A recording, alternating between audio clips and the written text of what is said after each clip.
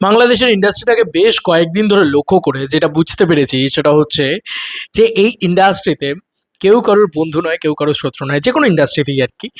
এবং যখনই মেগাস্টার শাকিব খানের শিডিউল পায় না কেউ, সেই প্রডিউসার তখনই খেপে যায়। খেপে গিয়ে সে শাকিব খানকে কেন্দ্র করে উল্টোপাল্টা মন্তব্য করতে থাকে। আবার সে যখন শাকিব খানের শিডিউল পেয়ে যায় তখন কিন্তু সে শাকিব খানকে কেন্দ্র করে ভালো ভালো বক্তব্য রাখতে থাকে। তো কোথাও গিয়ে ঈদুল ফিতর পরবর্তী 2027, যেখানে মেহেদী হাসান হৃদয়ের সাথে মেগাস্টার শাকিব খানের একটা কোলাবোরেশন সম্ভবত হতে যাচ্ছে।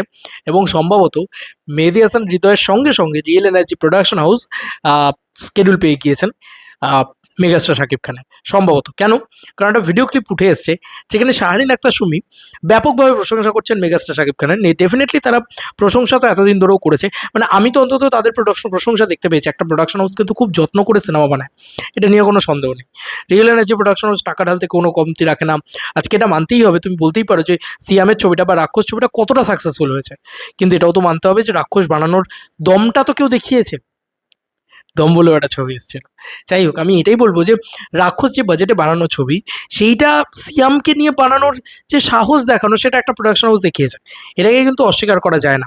ঠিক আছে, এবার দেখো মেগাস্টার শাকিব খানকে কেন্দ্র করে তারা একটা ছবি তৈরি করবে, সেটা হিউজ বাজেট হবে, সেটা হিউজলি রিকভার করতে পারবে, খুবই স্বাভাবিক বিষয়। তাদেরকেও কিন্তু কেউ পাত্তা দেয়নি অ্যাজ অ্যান প্রোডাকশন হাউস। আজকে তারা নিজেরা এস্টাবলিশড একটা জায়গায় গিয়েছে, খুব যত্ন করে তারা সিনেমা বানায়। তাদের ভিজুয়াল কোয়ালিটি খুব ভালো হয়, তাদের কি বলবো, মানে টেকনিক্যাল কোয়ালিটি খুব ভালো হয়, তাদের প্রমোশনটাও কিন্তু আমরা বরবাদের সময় মোটামুটি একটা ভালোই দেখতে পেয়েছিলাম। এর পরবর্তীতে মেগাস্টারকে নিয়ে কেন্দ্র করে করলে আরও বেটার হয়তো দেখতে পাবো। এটাই আশা রাখি আর কি। যাই হোক, আমি ভিডিওটা চালালাম না সাইড অফ অল, কৌশলীদিরা অলরেডি দেখিয়েছে সেই ভিডিও। এবং আমার কোথাও গিয়ে মনে হয় যে শাহরিন আক্তার সুমি যে ধরনের স্টেটমেন্ট কোথাও গিয়ে কয়েকদিন আগে দিয়েছিল, সেটা একটু প্রবলেমেটিক। কীরকম ধরনের? ধরো তোমরা যদি প্রিন্স চালিয়ে লস পাও, তাহলে তোমরা রাক্ষস চালাও, কেন চালাবে না? তো সিঙ্গল স্ক্রিনে তো আজকে রাক্ষস চলছে না, মানে আজকে কি রাক্ষস সিঙ্গল স্ক্রিনেও চলছে? চলছে না তো। তাহলে কি দাঁড়ালো? গল্পটা এটা দাঁড়ালো যে সিঙ্গল স্ক্রিনে আলটিমেটলি কোনো ছবি এই ঈদে চলেনি সেভাবে, মানে বিরাটভাবে যে চলেছে তা নয়। এবং বক্স অফিসে সেভাবে রাক্ষসের আমরা জানতে পারিনি। তাহলে আমি যে এই যে লড়িয়ে দেবো, আমি যে এই যে এটা করবো, এর থেকে বেটার না এইটা বলা যে না ভাই আমি রেসপেক্ট রাখি। আমি রেসপেক্ট রাখি মানে জংলি যেটা করেছিল, ধরো জংলি এত চলছিল কেন? কারণ জংলি তো কন্টেন্ট হিসেবে ভালো ছিল। চার্লি 777-এর একটা রিপ অফ ভার্সন ছিল, আমার ব্যক্তিগতভাবে খুব ভালো লেগেছিল জংলি সিনেমাটা।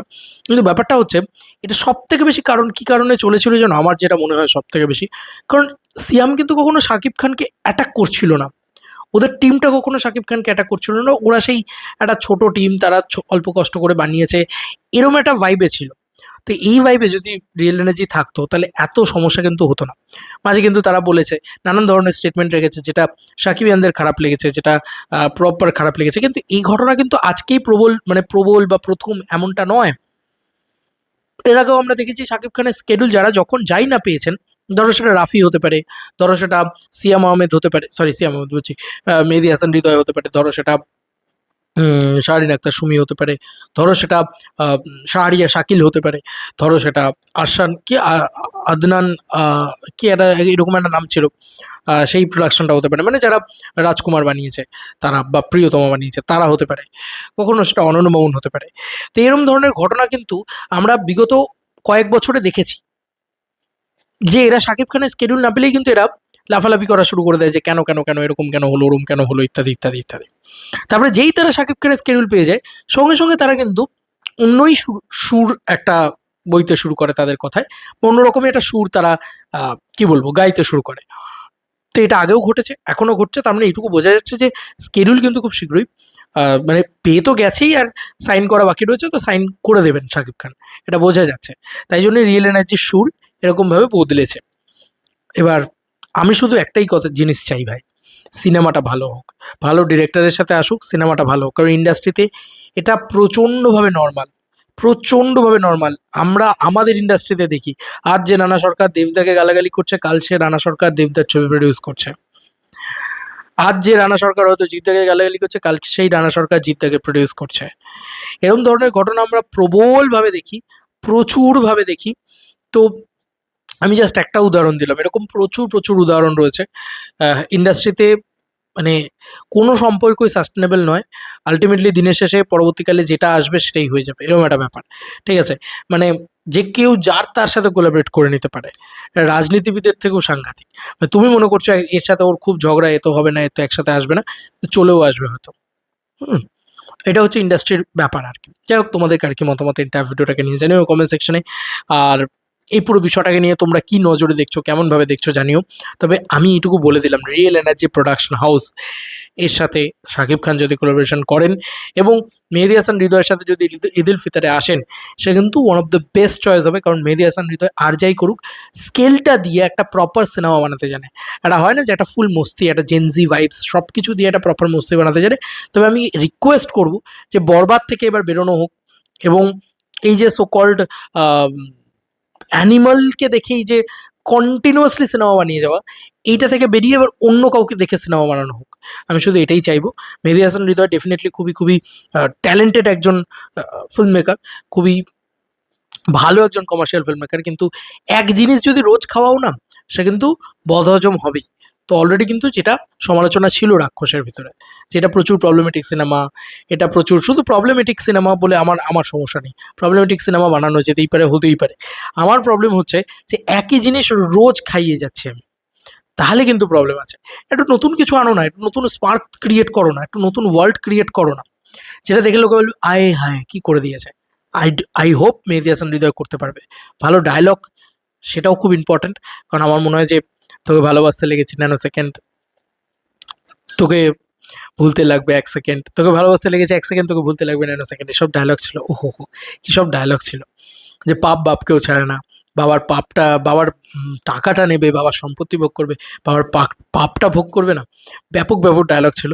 আমি তো হেভি মস্তি পেয়েছিলাম বরবাদ দেখে। সেই মস্তিটা আমাকে এখন অবধি কোনো বাংলাদেশের সিনেমা দিতে পারেনি।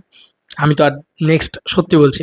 তো সেখান থেকে দাঁড়িয়ে আমি চাই বরবাদই আবার না রিপ অফ হোক, অন্য রকম একটা কিছু গল্প বলুক। হতে পারে সেটা নারীবাদী গল্প, হতে পারে সেটা যেটা মানে এও করছে তোমার কিছু না বলে ভাঙ্গাও করছে। ভাঙ্গাও কিন্তু একই ট্রোপস, একই জিনিসপত্র ঘুরিয়ে ফিরিয়ে চালাচ্ছে। বাট তুমি স্পিরিটের সাথে অ্যানিমেলের কোনো মিল পাবে না, অ্যানিমেলের সাথে ইয়ের কোনো মিল পাবে না। মানে আমি বলছি যে আইডিওলজির মিলটা হয়তো পাবে, বাদ বাকি স্টোরি লাইনের কোনো মিল পাবে না আর কি, বুঝলে তো? মানে সেই জিনিসটা আমি বলতে চাইছি। অ্যানিমেলের সাথে কবির সিংয়ের কোনো মিল পাবে না।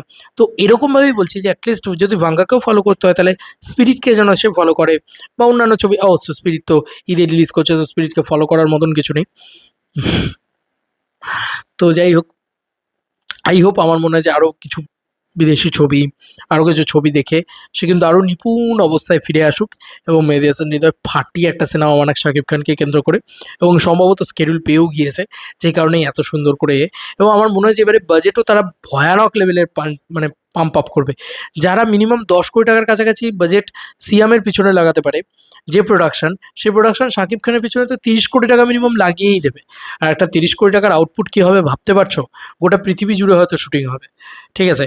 এবং সবথেকে বড় কথা, রুটেড কালচার, মাস আপিল, সব মিলিয়ে একটা কিছু হোক বস, এটুকুই চাই। তোমাদেরকে আর কি মতামত ভিডিওটাকে নিয়ে জানিও কমেন্ট সেকশন। চলো বন্ধুরা, নতুন কোনো ভিডিওতে দেখা হবে, বাই।